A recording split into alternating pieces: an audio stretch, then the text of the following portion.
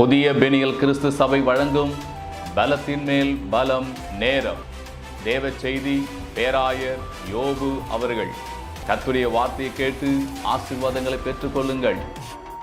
ஆண்டவரும் உலக இரட்சகருமாகிய இயேசு கிறிஸ்துவின் இனிய நாமத்தில் வாழ்த்துக்கள்.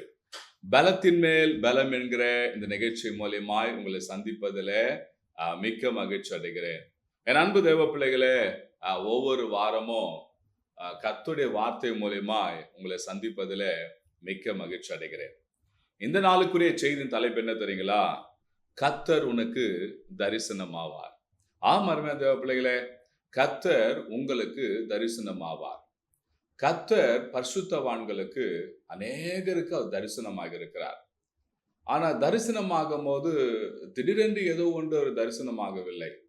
அவர்களுடைய நல்ல செயல்கள், நல்ல குணங்கள், அவங்களிடம் இருக்கிற சில நல்ல காரியங்களை அதெல்லாம் தேவன் கவனித்து பார்த்து அவங்களுக்கு தரிசனமானார். அன்றைக்கு இருந்த எல்லா பரிசுத்தவான்களுக்கும் ஆண்டவர் தரிசனம் ஆனது போல உங்களுக்கும் அவர் நிச்சயமாக தரிசனமாவார். தரிசனம் என்பது என்ன? இப்ப நீங்க என்ன பாக்குறீங்க, நான் உங்களை பார்க்கிறேன், ஒருவர் பார்த்து கொள்கிறோம். இதுதான் தரிசனம்.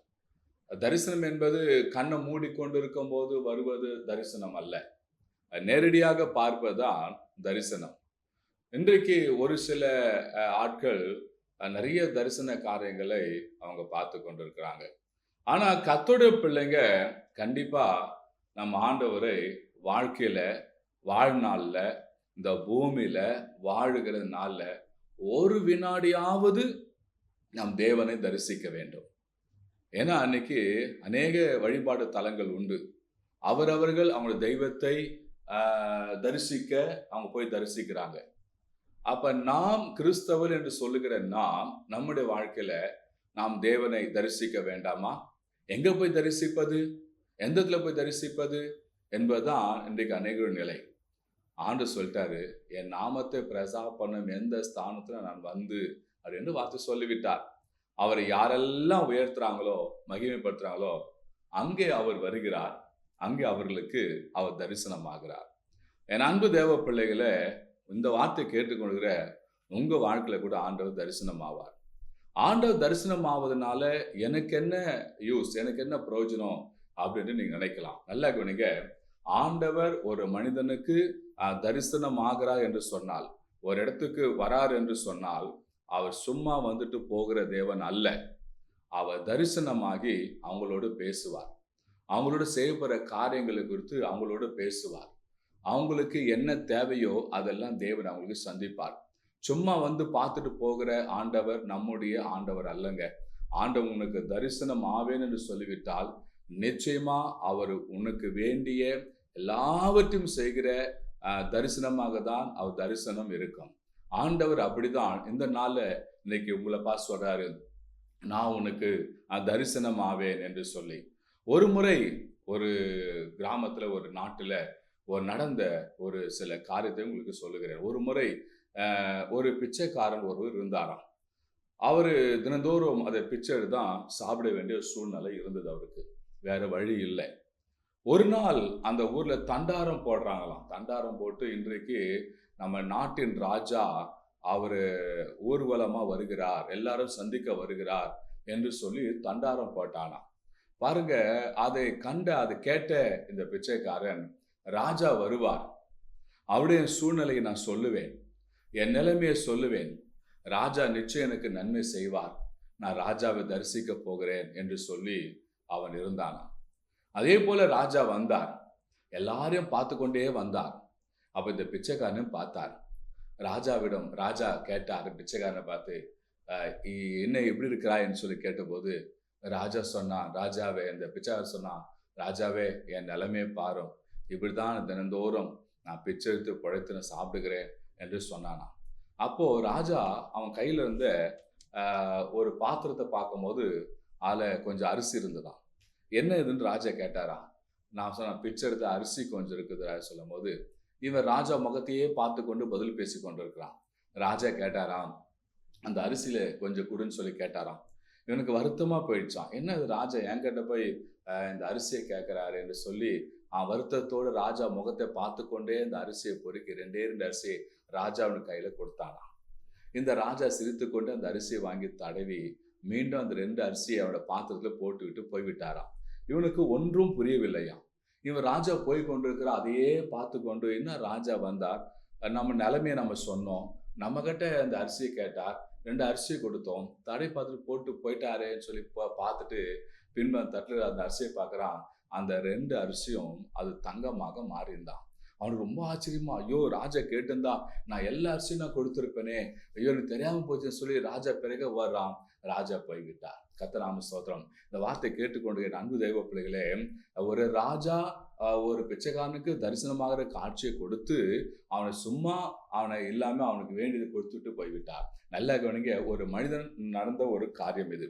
ஆனால் வானத்தையும் பூமியும் உண்டாக்கின ஆண்டவர் நமக்கு தரிசனமாகும் போது அவர் சும்மா உன்னை பார்த்துட்டு உனக்கு தரிசனம் கொடுத்துட்டு உன்னை போய்விட மாட்டார். அவர் உனக்கு தரிசனம் அளிப்பார். கர்த்தர் ஸ்தோத்திரம். ஒரு வசனத்தை வாசிக்க போறோம் பாருங்க. பழைய ஏற்பாட்டு நாட்கள்ல லேவியராகம புஸ்தகத்துல வாசிக்க போறோம். அங்க இஸ்ரவேல் ஜனங்களுக்கும் ஆரோனுக்கும் அவன் குமாருக்கும் மோசேக்கும் ஆண்டவர் தரிசனமானார்.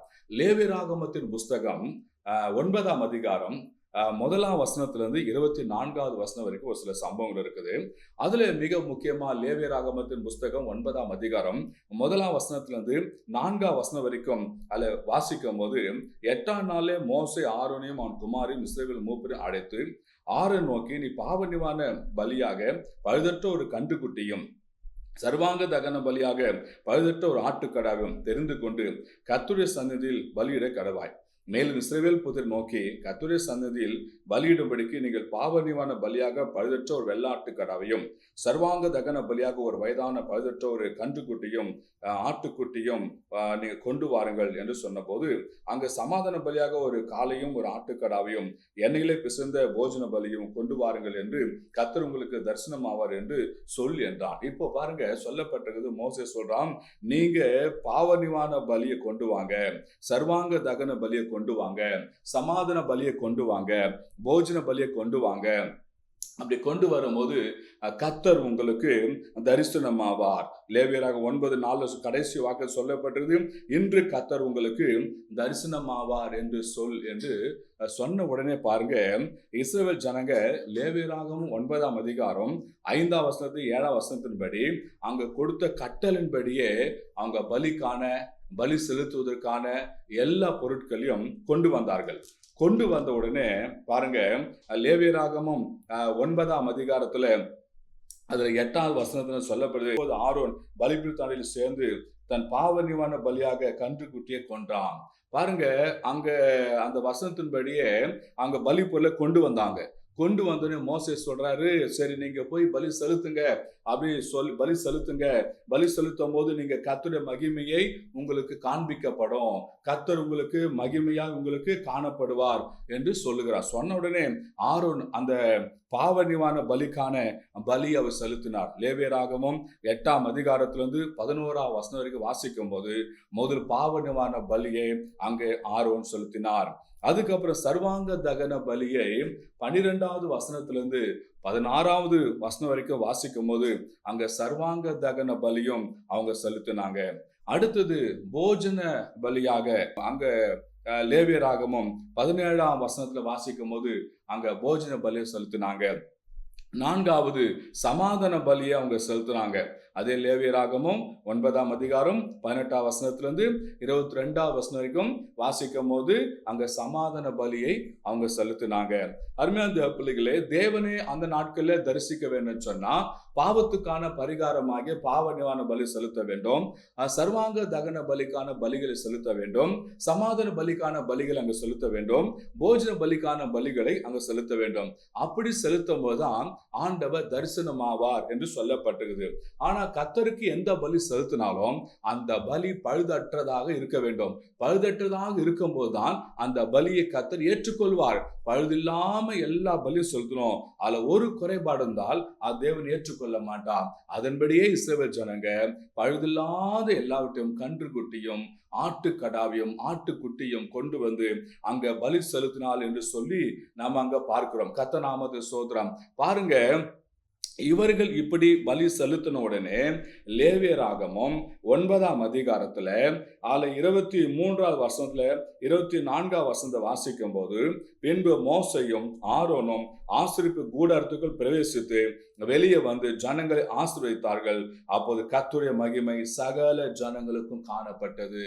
அப்ப ஆண்டவர் சொன்ன வார்த்தையின்படி, இன்று கர்த்தர் உங்களுக்கு தரிசனமாவார் என்ற அந்த வார்த்தையின்படியே இவங்க பலி செலுத்தி முடிந்தவுடனே ஆரோனும் மோசையும் ஜனங்கள் ஆசீர்வதித்துடனே இப்ப அங்க சொல்லப்பட்டிருக்குது, கர்த்தருடைய மகிமை சகல ஜனங்களுக்கும் காணப்பட்டது. அப்போ கர்த்தர் அவங்களுக்கு மகிமையாய் தரிசன காட்சி அளித்தார், மகிமையாய் அவங்களுக்கு தரிசனமானார். கர்த்தர் நாமத்துக்கு ஸ்தோத்திரம். அது மாத்திரமல்லங்க, அங்க பலியை செலுத்தின உடனே 24வது வசனத்துல, அன்றியும் கர்த்தருடைய சந்நிதியிலிருந்து அக்கினி புறப்பட்டு பலிபீடத்தின் மேல் இருந்த சர்வாங்க தகன பலியும் கொழுப்பையும் எரித்து விட்டது. ஜனங்கள் எல்லாரும் அதை கண்டபோது ஆரவரித்து முகம் கொப்புற விழுந்தாங்க. பாருங்க, பலியை செலுத்த உடனே அங்க சொல்லப்பட்டிருக்குது, கர்த்தருடைய சந்நிதியிலிருந்து அக்கினி புறப்பட்டு வந்து அந்த பலியெல்லாம் எரித்து விட்டது. அது அவங்க அந்த பலியை அங்கீகரிப்பதற்கான அடையாளம். கர்த்தருடைய சந்நிதியிலிருந்து அக்கினி புறப்பட்டு வந்து அந்த பலியெல்லாம் என்ன பண்ணாம், எரித்து விட்டதாம். ஜனங்கள் ஆரவரித்து முகம் கொப்புற விழுந்தாங்களாம் அங்க ஆண்டவருக்கு முன்பாக. காரணம், கர்த்தரை நாங்கள் மகிமையாய் தரிசித்தோம், நாங்கள் கொண்டு வந்த பலியெல்லாம் கர்த்தர் அங்கீகரித்தார் சொல்லி கர்த்தருக்கு மகிமையாக கர்த்தரை ஆரவரித்து அவங்க கர்த்தருக்கு முன்பாக முகம் கொப்புற விழுந்து வணங்கினார்கள். என் அன்பு தேவ பிள்ளைகளே, இந்த வார்த்தை கேட்டுக்கொண்டிருக்கிற உங்க வாழ்க்கையை கொஞ்சம் யோசித்து பாருங்க. அந்த நாட்கள்ல, பழைய ஏற்பாடு நாட்கள்ல ஜனங்கள் கர்த்தரை தரிசிக்க இந்த முறையெல்லாம் செய்ய வேண்டியதா இருந்தது. ஆனா இந்த நாட்கள்ல அது போன்ற பலிகள் இல்லை. ஆனாலும் கர்த்தர் நமக்கு தரிசனமாவார். இருதயத்தில் சுத்தம் உள்ளவர்கள் பாக்கியவான்கள், அவர்கள் தேவனை தரிசிப்பார்கள் சொல்லப்பட்டிருக்குது. அப்ப நாம் தேவனை தரிசிக்க வேண்டும் சொன்னால் என்ன செய்ய வேண்டும்? முதலாவது நம்மை சுத்திகரித்து தேவனுக்கு ஸ்தோத்திர பலிகளை செலுத்த வேண்டும். இந்த நாட்கள்ல நம்ம ஆடோ மாடோ எதுவும் பலியிட முடியாது. அதுக்காக இயேசு கிறிஸ்து நமக்காக பலியாகிவிட்டார். ஆனால் இப்போது நாம் இயேசு கிறிஸ்துவை தரிசிக்க வேண்டும் என்று சொன்னால், நம்முடைய கர்த்தரை நாம் தரிசிக்க வேண்டும் சொன்னால், நம்மை சுத்திகரித்து கொண்டு நாம் தேவனுக்கு உதட்டின் காளையாக கனியாக ஸ்தோத்திர பலிகளை நாம் செலுத்த வேண்டும். இன்னைக்கு அநேகர் உதடுகள்ல ஸ்தோத்திரம் வர மாட்டுது. ஸ்தோத்திரம் சொன்னா ஸ்தோத்திரம் சொல்றான் தவிர ஸ்தோத்திரம்ன்ற வார்த்தை வரவே மாட்டுது. சிலருக்கு ஸ்தோத்திரம் சொன்னா பதிலுக்கு ஸ்தோத்திரம் பண்ண மாட்டாங்க. ஆழத்தில் போய் உட்காந்து ஸ்தோத்திரம் ஸ்தோத்திரம் ஸ்தோத்திரம் சொல்ல மாட்டாங்க. ஒரு தரப்பு கிறிஸ்தவ கூட்டம் இருக்கிறாங்க, அவங்க ஆரம்பிக்கும் போது ஸ்தோத்திரம் தோத்திரம் தோத்திரம் தோத்திரம் சொல்லி ஆரம்பிப்பாங்க. கர்த்தருக்கு ஸ்தோத்திர பலிகளை செலுத்தணும். பலி செலுத்தாம நீ கர்த்தரை தரிசிக்கவே முடியாது, நீ கர்த்தரை ஆராதிக்க முடியாது. அந்த கர்த்தர் இறங்கி வர மாட்டான். முதலாவது நீ ஆரம்பிக்கும் போது, ஜெபம் ஆரம்பிக்கும் போது, ஆராதனை ஆரம்பிக்கும் போது கர்த்தருக்கு நல்ல வாயை தந்து கர்த்தர் நல்லா ஸ்தோத்திரிக்கணும். ஸ்தோத்திரம் ஸ்தோத்திரம் ஸ்தோத்திரம் ஸ்தோத்திரம் சொல்லும் போது நீ கர்த்தரை தரிசிக்கலாம். அது ஸ்தோத்திரமானது கர்த்தருக்கு செலுத்த ஒரு பலியாக இருக்கிறது. இரண்டாவது, கர்த்தரை தரிசிக்கணும்னு சொன்னா நம்மை நாமே முழுமையாக அவருக்கு ஒப்பு கொடுக்கணும். இன்னைக்கு எங்க அநேக நடிகர்களுக்கும் நடிகைகளுக்கும் உலக காரியங்களுக்கும் ஒப்பு கொடுத்து அது 10% தேவனுக்கு ஒப்பு கொடுத்தான். தேவன் அதை ஏற்றுக்கொள்ளவே மாட்டார். முழுமையாக தேவனுக்கு உன்னை ஒப்பு கொடுத்தாதான் தேவன் உனக்கு தரிசனமாவார், தேவன் உங்களை ஆசீர்வதிப்பார். உங்களை முழுமையாக கர்த்தருக்கு ஒப்பு கொடுங்க. பழுதற்ற பலியாக ஒப்பு கொடுங்க.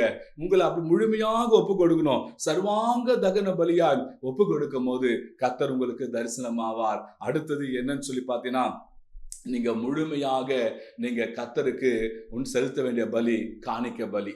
கர்த்தர் நாம ஸ்தோத்திரம். நீங்க கர்த்தருக்கென்று கொடுக்கிற ஒவ்வொரு காணிக்கும் அவருக்கு செலுத்துற பலி என்று வேதத்தில் வாசிக்கிறோம். உங்க காணிக்கை செலுத்தும் போது கிழிஞ்சு போன நோட்டு, அழுக்கு நோட்டு, கசங்கி போன நோட்டு போடாதீங்க. சின்ன காணிக்கையோ பெரிய காணிக்கையோ கர்த்தருக்கென்று நல்ல காணிக்கை நீங்க கொடுங்க. அப்ப நீங்க செலுத்த வேண்டிய பலி ஒன்னு ஸ்தோத்திர பலி, ரெண்டாவது உங்களை நீங்களே கர்த்தருக்கென்று ஒப்பு கொடுக்கிற சர்வாங்க தகன பலி, அதுக்கப்புறம் நீங்க கர்த்தருக்கென்று செலுத்துற காணிக்க பலி. இந்த பலியில நீங்க கர்த்தருக்கு பலி செலுத்துங்க. நிச்சயமா நம்முடைய கர்த்தர் உங்களுக்கு தரிசனமாகி உங்க சிறையிருப்பை மாற்றி கர்த்தர் உங்களை ஆசீர்வதித்து உங்களை உயர்த்துவார். எந்த சத்துருவும் உங்களை தொட விடவே மாட்டார். தேவன் உங்களுக்கு தரிசனமாவார். என் அன்பு தேவ பிள்ளைகளே, கர்த்தர் அந்த நாட்களே, பழைய ஏற்பாடு நாட்கள்ல பலி செலுத்தினவர்களுக்கு தரிசனமானார். இந்த நாட்கள்ல உங்க உதட்டு கனியாக ஸ்தோத்திர பலிகளை செலுத்துங்க. உங்களை நீங்க கர்த்தருக்கு பலியாக ஒப்பு கொடுங்க. அடுத்தது உங்களால் எழுந்த காணிக்கை கர்த்தருக்கு செலுத்தி காணிக்கை பலி செலுத்துங்க. நிச்சயமா கர்த்தர் உங்களுக்கு தரிசனமாவார். நான் இப்போது உங்களுக்காக ஜெபிக்க போறேன். கண்களை மூடுவோமா? என் அன்பின் பரலோக பிதாவே, ஏசப்பா, இந்த ஆஸ்வதிக்கப்பட்ட இந்த கால வேலைக்காக ஸ்தோத்திரம். வார்த்தை கேட்ட நம்முடைய பிள்ளைகள் ஆஸ்வதிங்கப்பா.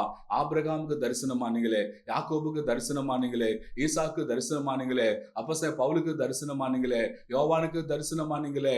கர்த்தாவே ஸ்தோத்திரம். இஸ்ரவேல் ஜனங்க பலி செலுத்தின போது அவங்களுக்கு தரிசனமானீங்களே. இதோ கர்த்தர் அந்த காலையில வார்த்தை கேட்டுக்கொண்டுகிற நம்முடைய பிள்ளைகள் ஸ்தோத்திர பலியை செலுத்தும் போது, தங்களை ஒப்பு கொடுக்கிற ஒப்பு கொடுக்கும் போது, ஆண்டவரே கர்த்தாவே சபை காணிக்கை பலி செலுத்தும் போது கர்த்தர் உங்களுக்கு தரிசனமாவீராக, தரிசனமாகி உங்களை ஆசீர்வதிப்பீராக. ஏசப்பா, அந்த வார்த்தை கேட்டுக்கொண்டு நம்முடைய பிள்ளைகள் இருக்கிற குழப்பங்களை நீக்கி போடுங்க, பயங்களை நீக்கி போடுங்க, கலக்கங்களை நீக்கி போடுங்க, திகில்களை நீக்கி போடுங்க. கர்த்தா, அவதூறு பேச்செல்லாம் நீக்கி போடுங்க, அவமானத்தை அசிங்கத்தெல்லாம் நீக்கி போடுங்கப்பா. நம்முடைய பிள்ளைகளுக்கு தரிசனமாகி நம்முடைய பிள்ளைகளை ஆசீர்வதிங்கப்பா. சீஷர்கள் பயந்து இருந்த வீட்டுக்குள்ள நீங்க உள்ள பிரவேசித்து அவங்களுக்கு தரிசனமாகி உங்களுக்கு சமாதானம், பயப்படாது என்று சொன்னீங்களே. இப்போது பயந்து போடுகிற பிள்ளைகளுக்கு ஆண்டவர் நீங்க தரிசனமாகி அவங்களுக்கு பயத்தெல்லாம் நீக்கி போடுங்கப்பா. நம்முடைய பிள்ளைகளை குடும்பங்களை ஆசீர்வதிங்க, காத்துக்கொள்ளுங்க. இயேசுவின் நாமத்தில் பிதாவே, ஆமேன், ஆமேன், ஆமேன். என் அன்பு தேவ பிள்ளைகளே, வார்த்தை கேட்டீங்க. உங்களுக்காக நாங்க ஜெபிக்கணும்னு சொன்னா திரையில பாக்குற எனக்கு தொடர்பு கொள்ளுங்க. உங்களுக்காக நாங்க ஜெபிக்க ஆயத்தமா இருக்கிறோம். இந்த வார்த்தை மூலமா கர்த்தர் உங்களோடு கூட பேசியிருப்பேன்னு சொன்னா மற்றவர்களுக்கு இந்த வார்த்தை கொஞ்சம் நீங்க ஷேர் பண்ணுங்க. இது ஒரு ஊழியமா கருத்து செய்யுங்க. கர்த்தர் உங்களை ஆசீர்வதிப்பார். God bless you.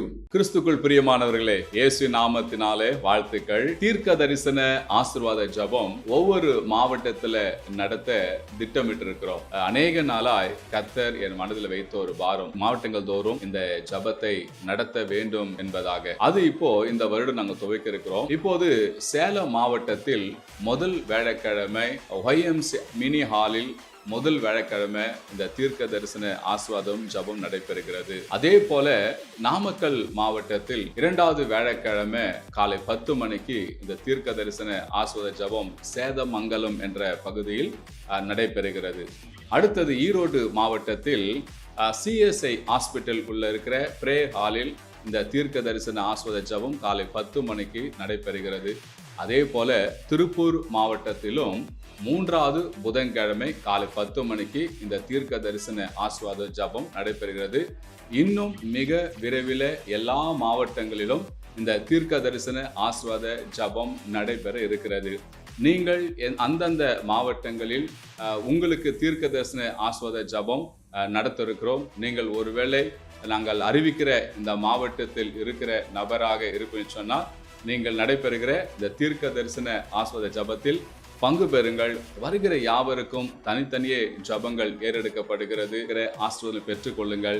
இயேசு விடுவிக்கிறார், உங்களுக்கு அற்புதம் செய்கிறார். வாருங்கள், ஆசீர்வாதம் பெற்றுக்கொள்ளுங்கள். கர்த்தர் உங்களை ஆசீர்வதிப்பார். God bless you.